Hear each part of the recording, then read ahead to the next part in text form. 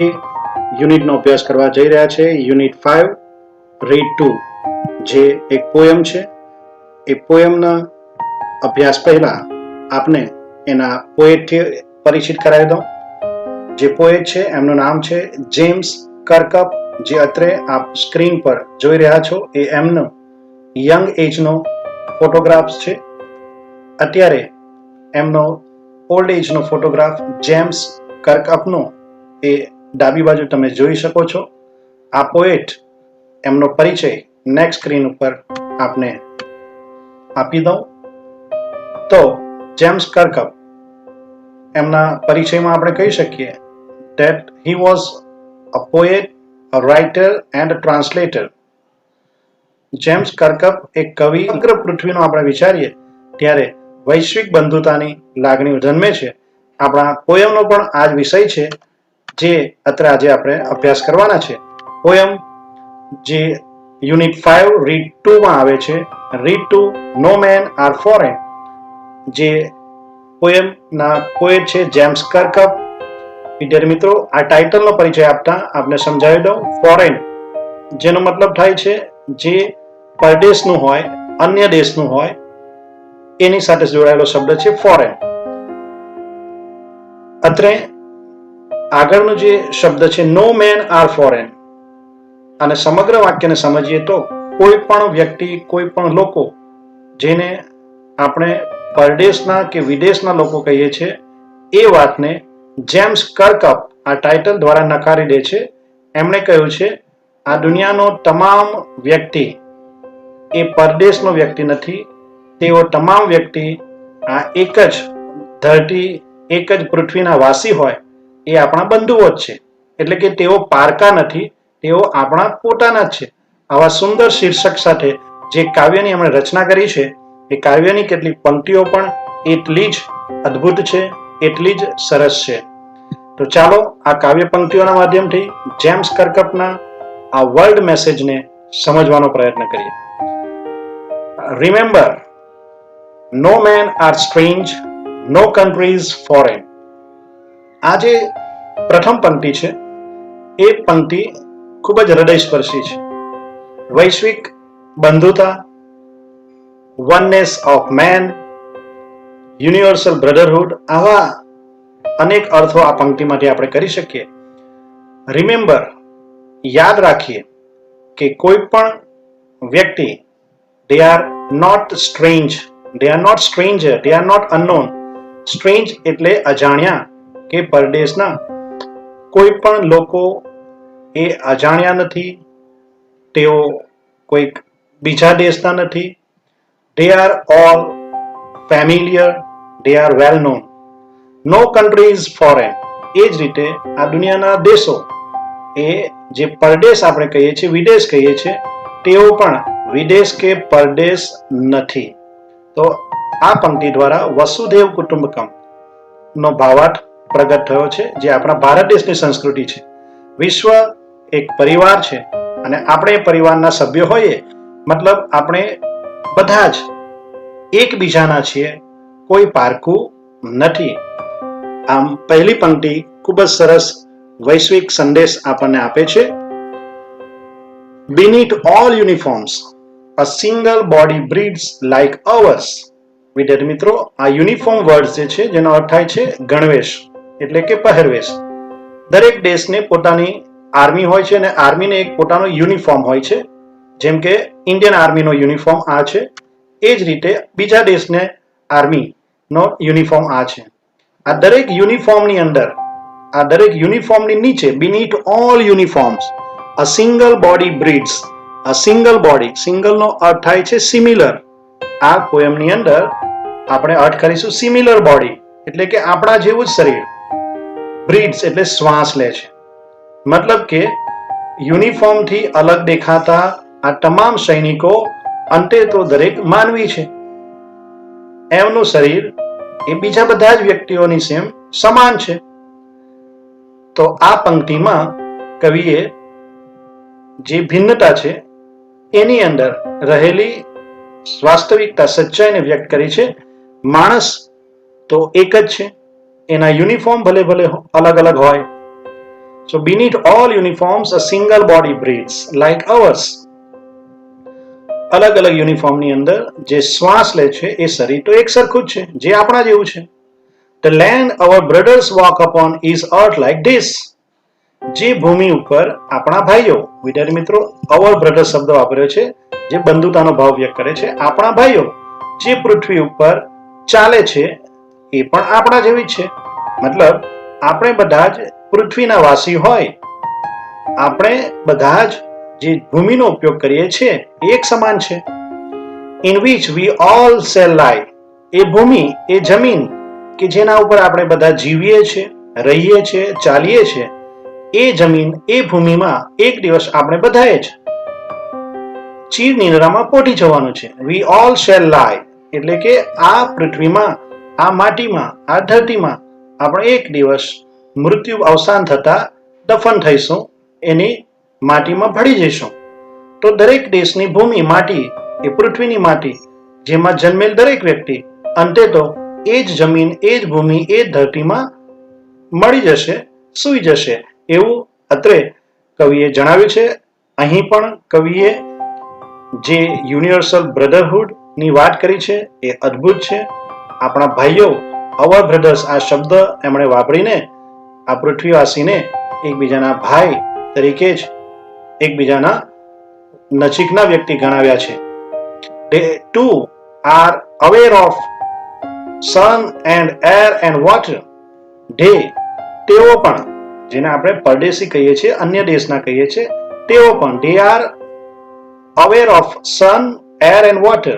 અહીં aware of જેના માટે આપણે નાથી પરિચિત હોવું એવો અર્થ લેતા હોઈએ છીએ, પણ અત્યારે જો આપણે એક બીજો અર્થ ઉમેરી દઈએ, they too depend on, તેઓ પણ શેના ઉપર નિર્ભર છે? They are depend on sun, air and water. સૂર્ય, હવા અને પાણી, તેઓ પણ એના ઉપર જ નિર્ભર છે જેના ઉપર આપણે નિર્ભર છે. કારણ કે સમગ્ર પૃથ્વી ઉપર જે સૂર્ય, હવા અને પાણી છે એ બધા માટે સમાન છે. They too are fed by peaceful harvest. તેઓ જેને આપણે પરદેશના કહીએ છીએ, અન્ય ભૂમિના કહીએ છીએ, વિદેશના કહીએ છીએ, તેઓ પણ શેના ઉપર નિર્ભર છે? શેમાંથી પોતાનું પોષણ મેળવે, શેના ઉપર જીવે છે? They are fed by peaceful harvest. Peaceful harvest, આ જે હાર્વેસ્ટ શબ્દ છે જેનો અર્થ થાય છે ધાન્ય, અનાજ. જે ખેતીમાં પકવેલું અનાજ હોય એને એના માટે હાર્વેસ્ટ શબ્દ વાપર્યો છે. અને પીસફુલ એટલે કે જ્યારે યુદ્ધનો સમય ન હોય, શાંતિપૂર્ણ માહોલમાં જે અનાજ, ધાન્ય પકવ્યું છે એમાંથી જ તેઓ પોતાનું પોષણ મેળવે છે અને એના આધારે તેઓ જીવે છે, એવો અર્થ આપ્યો છે. અને બીજી જ એની જ આગળની પંક્તિમાં એમણે જે સમયગાળાનો ઉલ્લેખ કર્યો છે એ યુદ્ધનો સમય છે. By wars they are fed by wars, long winter starved. તેઓ જે યુદ્ધને કારણે જે પરિસ્થિતિ વિન્ટર જેવી થતી હોય છે, અહીં વિન્ટર અને વોર એ બંનેની પરિસ્થિતિ સરખાવવામાં આવી છે. વિન્ટર એટલે શિયાળો. વિદ્યાર્થી મિત્રો, જ્યાં ખૂબ બરફ પડતો હોય તેવા સ્થાનોમાં વિન્ટર એટલે એવો સમય કે જ્યાં અનાજની અછત ઊભી થતી હોય છે અને ભૂખે મરવાનો વારો આવતો હોય છે. એટલે વિન્ટર એ જ્યાં ખૂબ પુષ્કળ બરફ પડે છે એવા વિસ્તારોમાં વિન્ટર એ ખૂબ જ ભયાનક સિઝન ગણાય છે. તો એવા સંજોગોમાં વિન્ટર કે જ્યારે અનાજની અછત હોય અને સતત સ્ટાવ એટલે કે ભૂખથી મરવાનો સમય આવતો હોય છે, તો યુદ્ધ પણ એવી સ્થિતિ છે. યુદ્ધને પણ આવો શિયાળા સાથે સરખાવ્યો છે, એક લાંબો શિયાળો. યુદ્ધ બાદની પરિસ્થિતિ એ પણ એક લાંબા શિયાળા જેવી છે કે જેમાં સતત ખોરાકનો અભાવ હોય અને ભૂખથી મરવાનો ડર તો હોય જ હોય. તો આમ આ ત્રણ વાક્યો, ત્રણ બાબતો અહીં સમજાવવામાં આવી છે. ફરી એકવાર આપને ત્રણ વાક્યને અલગથી સમજાવી દઉં. They are aware of sun and water, air and water એ પહેલી પંક્તિ છે, જેમાં આપણે જોયું કે તેઓ પણ સૂર્ય, હવા અને પાણી ઉપર આપણી જેમ જ નિર્ભર છે. તેઓ પણ they are fed by peaceful harvest. તેઓ પણ શાંતિમય માહોલમાં પેદા થયેલ અન્ન, અનાજ, ધાન્ય ઉપર જ નિર્ભર છે, એનાથી તેઓ જીવે છે. They are fed by, આ શબ્દને હું વારંવાર આગળની પંક્તિની સાથે પણ ઉપયોગ કરી રહ્યો છું, જેથી આ પંક્તિનો સંબંધ દરેક શબ્દ સમૂહ સાથે કઈ રીતે છે તમને ખ્યાલ આવી જાય. They are fed by war's long winter start. યુદ્ધને પરિણામે જે શિયાળા જેવી પરિસ્થિતિ થાય છે, એટલે કે અનાજની અછત ઊભી થાય છે, ભૂખે મરવાનો જે ડર સતાવે છે, ત્યારે પણ જે અનાજ છે તેવી પરિસ્થિતિમાં તેઓ જીવે છે. મતલબ શાંતિપૂર્ણ માહોલ કે યુદ્ધનો માહોલ એ કોઈને પણ જ્યારે જ્યારે જે પરિસ્થિતિમાં જીવાડે છે તે પ્રમાણે દરેક દેશનો નાગરિક જીવે છે. Their lands are ours and in their lines we read a labor not different from our own. Their hands are ours. Sorry વિદ્યાર્થી મિત્રો, અત્યારે આપણે હેન્ડ શબ્દ છે. હેન્ડ્સ એટલે કે હાથ. તેઓના જે હાથ છે એ આપણા જેવા છે. They are like ours. અને in their lines, lines એટલે જે હાથની રેખાઓ છે, એટલે કે હાથની રેખાઓ જો આપણે વાંચીએ તો તેમાં પણ એ જ શ્રમ, અ લેબર એટલે શ્રમ, પરિશ્રમ, મહેનત જે આપણા જેવી જ છે. The labor is not different from our own. આપણે જે પરિશ્રમ કરીએ છીએ, આપણે જે શ્રમ કરીએ છીએ એ એમના હાથોમાં પણ એ જ રેખાઓ લખાયેલી છે અને એ જ શ્રમ આપણે જોઈ શકીએ છીએ. તો વિદ્યાર્થી મિત્રો, આટલી બધી સામ્યતાઓ દરેક દેશના નાગરિક સાથે જ્યારે જોવા મળતી હોય ત્યારે આ વાત છે યુનિટીની, આ વાત છે વનનેસની, એકતાની વાત છે. સમગ્ર મનુષ્ય જાતિ એ એક થઈને રહે એમાં જ એનું હિત રહ્યું છે. એ આ તમામ પંક્તિઓ દ્વારા ક્યાંક ને ક્યાંક ડાયરેક્ટલી ઇનડાયરેક્ટલી સમજાવવામાં આવ્યું છે. તો વિદ્યાર્થી મિત્રો, જેમ્સ કર્કપ જેમણે ખૂબ સરસ સંદેશ આપ્યો છે કે વોર એટલે કે યુદ્ધ એ કોઈના હિતમાં નથી અને કોઈ પણ દેશનો નાગરિક એ આપણા જ સગા સંબંધી છે, એ આપણા જ પરિચિત વ્યક્તિ છે, એ આપણામાંથી જ એક છે. એને પારકો ગણવો એ ખૂબ મોટી ભૂલ છે. આમ આવા સરસ સુંદર વિચારો આ કાવ્ય પંક્તિમાં રજૂ થયા છે. વિદ્યાર્થી મિત્રો, આ પોયમની અંદર રાઇમિંગ વર્ડ્સ નથી એટલે આપણે એની ચર્ચા અત્યારે નથી કરી રહ્યા. નેક્સ્ટ કેટલીક બીજી લાઈન જે બાકી છે એ પણ આપણે સમજી લઈએ. Remember they have eyes like ours. આ પંક્તિમાં કવિ કહે છે યાદ રાખીએ કે they have eyes, તેમની જે આંખો છે એ પણ આપણા જેવી જ આંખો છે. like ours, that wake, એમની આંખો અને આપણી આંખો એક સમાન છે કે જે આંખો જાગે છે અને ઊંઘે છે. Remember they have eyes like ours that wake or sleep. એમની આંખો આપણા જેવી જ આંખો છે જે આપણી જેમ જ જાગે પણ છે અને ઊંઘે પણ છે. And strength that can be won by love. તેમની પાસે they have strength, strength એટલે શક્તિ, તાકાત. એમની પાસે પણ આપણા જેવી તાકાત છે, શક્તિ છે. પણ આ શક્તિને આપણે જીતવું હોય તો આપણે એને એક જ હથિયારથી જીતી શકીએ અને એ છે લવ. મતલબ કે એમની અંદર રહેલી શક્તિને જીતવું હોય તો બળ વડે નહીં, શક્તિને શક્તિથી ન જીતી શકાય, શક્તિને પ્રેમથી જીતી શકાય. એવો સંદેશ આ પંક્તિમાં આપ્યો છે. એટલે કે પ્રેમની ભાવનાને કવિએ અહીં વધારે મહત્વ આપ્યો છે, એની મહિમા અહીં એમણે કરી છે. વિદ્યાર્થી મિત્રો, એક ચિત્ર આપની સમક્ષ મૂક્યું છે જેમાં આંખનું ચિત્ર, જે પહેલું ચિત્ર છે એ આંખનું ચિત્ર છે અને એમાં એક શબ્દ લખ્યો છે વનનેસ એટલે એકતા. તો આપણી જે દ્રષ્ટિ છે એ બદલવાની જરૂર છે. બધા જ આપણા જેવા છે એવી દ્રષ્ટિ આપણે કેળવવાની જરૂર છે. એટલે તો ગુજરાતીમાં કહેવાયું છે ને કે જેવી દ્રષ્ટિ એવી સૃષ્ટિ. જો આપણે એમ માનવા લાગીએ કે કોઈ પણ દેશ એ પરદેશ નથી, કોઈ પણ દેશનો નાગરિક એ પરદેશી નથી કે પારકો નથી, તો કદાચ આ પૃથ્વી એક છે, એના નાગરિકો એક છે, આપણે બધા સમાન છે એ ભાવના કેળવાશે. એટલે કે વસુધૈવ કુટુંબકમની ભાવના કેળવાશે, જે આપણી ભારતીય સંસ્કૃતિની ઓળખ છે. એને અહીં જેમ્સ કર્કપના શબ્દોમાં વ્યક્ત કરવામાં આવે છે. In every land is a common life. દરેક ભૂમિ ઉપર, દરેક ભૂમિખંડો ઉપર જે જીવન છે એ સમાન છે, એક સમાન સરખું છે, common life. that all can recognize and understand. દરેક ભૂમિ ઉપર જે જીવન છે એ સમાન છે, જેને આપણે સૌ કોઈ રેકગ્નાઇઝ એટલે ઓળખી શકીએ છીએ, જોઈ શકીએ છીએ અને સમજી શકીએ છીએ. અન્ડરસ્ટેન્ડ, સમજવું. તો દરેક ભૂમિ ઉપર જે જીવન છે, જે જીવ સૃષ્ટિ છે, એ આપણી જેમ જ જીવે છે. તો આપણે એને ઓળખીએ છીએ, ઓળખી શકીએ છીએ, સમજી શકીએ છીએ. સો લેટ અસ રિમેમ્બર, ચાલો આપણે યાદ રાખીએ, જ્યારે આટલી બધી સમાનતા હોય, કોઈ પણ પ્રકારનો ભેદભાવ ન હોય, તો ચાલો આપણે યાદ રાખીએ, whenever we are told to hate our brothers, જ્યારે આપણને અન્ય કોઈ વ્યક્તિઓ દ્વારા એવું કહેવામાં આવે કે આપણે આપણા ભાઈઓને જ નફરત કરીએ. હેટ એટલે નફરત કરવું. અવર બ્રધર આ શબ્દ કવિએ બીજી વાર વાપર્યો છે. વિદ્યાર્થી મિત્રો, એટલે જ આ કાવ્યનો જે મેસેજ છે એ છે યુનિવર્સલ બ્રધરહુડ અને યુનિવર્સલ પીસ. તો એ મેસેજ અત્રે દરેક પંક્તિઓમાં આપણે સમજી શકીએ એમ છે. So let us remember, whenever we are told to hate our brothers, ચાલો આપણે યાદ રાખીએ કે જ્યારે કોઈ અન્ય વ્યક્તિ, કોઈ અન્ય દ્વારા આપણા જ ભાઈઓને નફરત કરવાનું કહેવામાં આવે, ત્યારે it is ourselves that we shall dispossess, betray, condemned.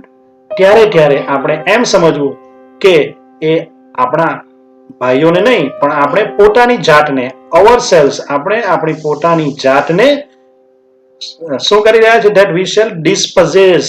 dispossess એટલે નિર્વાસિત કરવું. આપણે પોતાની જાતને જ નુકસાન કરી રહ્યા છે, નિરાશ્રિત કરી રહ્યા છે. betray દગો કરી રહ્યા છે. condemned એટલે ટીકા ટિપ્પણી કે નિંદા કરી રહ્યા છે.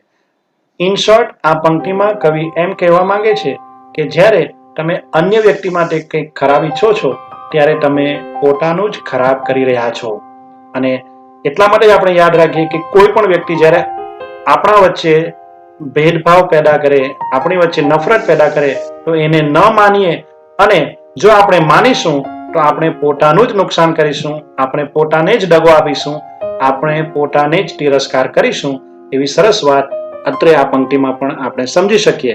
તો ફરી એકવાર જે ચિત્ર મૂકવામાં આવ્યું છે એ યુનિવર્સલ બ્રધરહુડ, યુનિવર્સલ પીસ નું સૂચક છે. આ બીજું ચિત્ર જે આપ જોઈ રહ્યા છો, અને આ ચિત્રમાંથી પણ વસુધૈવ કુટુંબકમની ભાવના ઉજાગર થાય છે. હવે પછીની આ કાવ્યની બીજી પંક્તિઓ પણ આપણે સમજી લઈએ.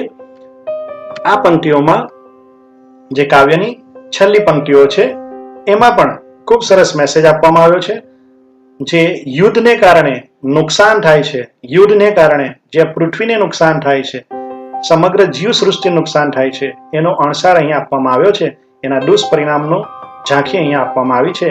જ્યારે યુદ્ધ થાય છે ત્યારે કઈ રીતે સામે દેશો ટોપ મારો કે અનેક પ્રકારના શસ્ત્રોનો ઉપયોગ કરીને એકબીજાને મારવાનો પ્રયત્ન કરે છે, અને તેને પરિણામે જે આગ, ધૂળ ને બધું માહોલ પેદા થાય છે, આ ચિત્રમાં વ્યક્ત કર્યો છે. અને આ પંક્તિઓમાં પણ એનો ઉલ્લેખ કવિએ કર્યો છે. યાદ રાખીએ, રિમેમ્બર, યાદ રાખો, we who take arms against each other, આપણે કે જેઓ આર્મ્સ એટલે શસ્ત્રો, હથિયારો ઉપાડીએ છે, અગેન્સ્ટ ઈચ અધર એકબીજાની સામે લડવા માટે જ્યારે આપણે શસ્ત્રો ઉપાડીએ છીએ, ત્યારે યાદ રાખીએ, ભૂલીએ નહીં, it is the human earth that we defy. આ ચિત્રમાં તમે સ્પષ્ટ જોઈ શકો છો કે આપણે આ માનવીય જે પૃથ્વી છે, મનુષ્યના જીવન માટે જે પૃથ્વી છે, આપણે એને જ ડિફાઇલ, પોલ્યુટ કરી રહ્યા છે, પ્રદૂષિત કરી રહ્યા છે. વિદ્યાર્થી મિત્રો, જ્યારે મનુષ્ય શસ્ત્રો ઉગામે છે એકબીજા પ્રત્યે, ત્યારે એનું જે ભયાનક પરિણામ આવે છે એ આ ચિત્રમાં અત્રે વ્યક્ત કરવામાં આવ્યું છે. આપણે આપણી પૃથ્વીને નુકસાન કરીએ છીએ, આપણે આપણી પૃથ્વીને જ પ્રદૂષિત કરીએ છીએ. Our hells of fire and dust outrage the innocence of air that is everywhere our own. અત્રે hells of fire, અહીં hells અને hells એટલે નરક, નરક એટલે યુદ્ધ ની સાથે સરખાવવામાં આવેલ બાબત છે. તો hells of fire, યુદ્ધને કારણે પણ જે ફાયર એટલે કે આગ અને ડસ્ટ એટલે કે ધૂળ અથવા ધુમાડો પેદા થાય છે, એ નરકમાં પણ એ જ આગ અને એ જ ધુમાડો કે ધૂળ છે. એટલે કવિએ અત્યારે યુદ્ધની પરિસ્થિતિને નરક સાથે સરખાવી છે. અને આ ફાયર અને ડસ્ટ એનાથી શું થાય છે? તો આપણી જે એર છે, આપણી જે હવા છે, જે ઇનોસન્સ એટલે કે પ્યોર છે, તો આપણી જે હવાની શુદ્ધતા છે એ આઉટરીચ એટલે કે એ શુદ્ધતાને નુકસાન પહોંચે છે. એ શુદ્ધતા એ અશુદ્ધતામાં પરિણમે છે. તો આ હવા કે જે એવરીવેર દરેક જગ્યાએ આપણે પોતાના માટે છે, અવર ઓન, જે હવા શુદ્ધ હવા આપણા બધા માટે બધે જ છે, સર્વત્ર છે, એ હવાને આપણે પ્રદૂષિત કરીએ છીએ યુદ્ધના આગ અને ધુમાડામાં. એને આપણે નુકસાન પહોંચાડીએ છીએ. તો આમ અત્રે આ પંક્તિમાં યુદ્ધની ભયાનકતાઓ બતાવવામાં આવી છે. આ જે યુદ્ધની ભયાનકતા છે એનાથી માનવીને અને માનવીના ઘર, રહેઠાણ એવી આ પૃથ્વીને થતા નુકસાનની વાત છે. એને કારણે હવા, પાણી અને જે પૃથ્વી છે એને જે કંઈક નુકસાન થઈ રહ્યું છે એનો ઉલ્લેખ અત્રે આ પંક્તિઓ દ્વારા કરવામાં આવ્યો છે. એમ કહી શકીએ કે જેમ્સ કર્કપ આ બધી ભયાનકતાને આપણી નજર સમક્ષ મૂકીને એક વિનંતી કરી રહ્યા છે કે આપણે ભૂલવું ન જોઈએ કે જ્યારે આપણે બીજાનું નુકસાન કરીએ છીએ ત્યારે આપણું જ કરીએ છીએ. જો આપણે બધાને જ બંધુઓ તરીકે જોઈશું તો આપણા બધા માટે જ એ ફાયદો છે. એનાથી જ સહઅસ્તિત્વ શક્ય બનશે. સો રિમેમ્બર, એટલે ફરી એકવાર એમણે આ વાતને યાદ કરાવતા કહ્યું છે, યાદ રાખો. ચાલો આપણે યાદ રાખીએ, નો મેન આર ફોરેન. કોઈ પણ લોકો, કોઈ પણ વ્યક્તિ એ ના તો વિદેશી છે, ના તો કોઈ પણ દેશ એ અપરિચિત કે પારકો દેશ છે. અત્રે ફોરેન અને સ્ટ્રેન્જ આ બંને શબ્દોને જો સમજીએ તો પારકો, અજાણ્યું, અનનોન એવો થઈ શકે. તો અંતિમ પંક્તિમાં એમણે પ્રથમ પંક્તિ અને અંતિમ પંક્તિ તમે સરખાવશો તો આ ફોરેન અને સ્ટ્રેન્જ શબ્દને એક્સચેન્જ કર્યા છે. પહેલી પંક્તિમાં નો મેન આર સ્ટ્રેન્જ એવું લખ્યું છે અને અત્રે નો મેન આર ફોરેન એવું લખ્યું છે. એ જ પ્રમાણેનો અદલા બદલી નો કન્ટ્રીઝ આર ફોરેન, જેનો અહીં નો કન્ટ્રીઝ સ્ટ્રેન્જ, આ છેલ્લી પંક્તિમાં અને પહેલી પંક્તિમાં આ તફાવત છે.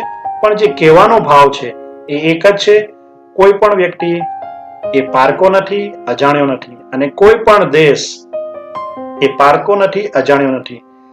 આપણે આ પૃથ્વીને આપણું ઘર સમજીએ તો બધા જ આપણા છે અને જે કંઈક આપણે કરવાનું છે એ આપણા માટે જ કરવાનું છે. તો શા માટે લડીએ, ઝઘડીએ? શા માટે યુદ્ધનો માર્ગ અપનાવીએ? શા માટે બુદ્ધનો માર્ગ ન અપનાવીએ? આવી સુંદર મેસેજ સાથેની આ પોયમ અત્રે પૂર્ણ થાય છે. પૂર્ણ થતા એક જે મેસેજ અગાઉ આપણે સમક્ષ વાંચ્યો હતો એને પાછો યાદ કરાવી દઉં. યાદ રાખો, remember, the earth is but one country. યાદ રાખો, આ પૃથ્વી એ એક, બધા દેશો ભલે અલગ અલગ છે પણ આ પૃથ્વી બધા દેશોને મળીને એક દેશ છે એમ માનીએ. અને મેનકાઇન્ડ ઇટ સિટીઝન, અને મનુષ્ય જાતિ આ પૃથ્વી રૂપી દેશની નાગરિક છે, કોઈ બીજા દેશનું નથી, બધા જ એક જ દેશના નાગરિક છે. આવી ભાવના કેળવીએ. એટલા માટે અંતે ખૂબ સરસ એક મેસેજ પણ લખ્યો છે, બી અ વર્લ્ડ સિટીઝન.